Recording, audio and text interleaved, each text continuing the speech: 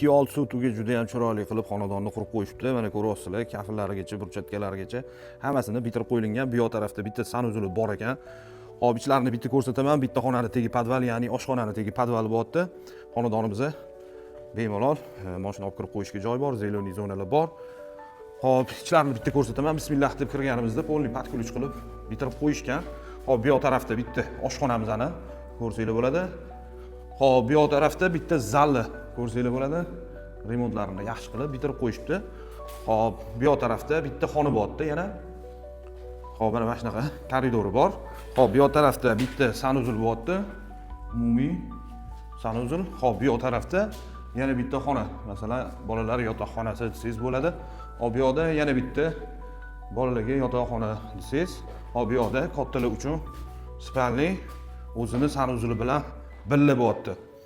Sanuzullarni ham yaxshi sifatli mahsulotlarda bitirib qo'yishgan. Hop, orqa tarafda havo aylanadigan joylari bor. Kelgan joyimizda aytadigan bo'lsam, Nazarbek Pushkinda bo'lyapti. 2.6 sotuvga tushgan 5 ta xona, bitta oshxona, bitta oshxonani tegi podval, 2 ta sanuzul ichkarida, bitta hojatxona tashqarida bo'lyapti. Narxiga keladigan bo'lsa, $108,000 startviy so'ralyapti. Nomerlar qoldiramiz. Yana aloqaga chiqinglar, bemalol yana kelib ko'rib, o'zingizlar talashib tortishib, savdosini qilib olsanglar bo'ladi, xudo xolisa. Hop, bu tashqari tarafini ham bitta ko'rsatib qo'yaman. Mana bu yoq taraflarni ham bitta ko'rsanglar bo'ladi.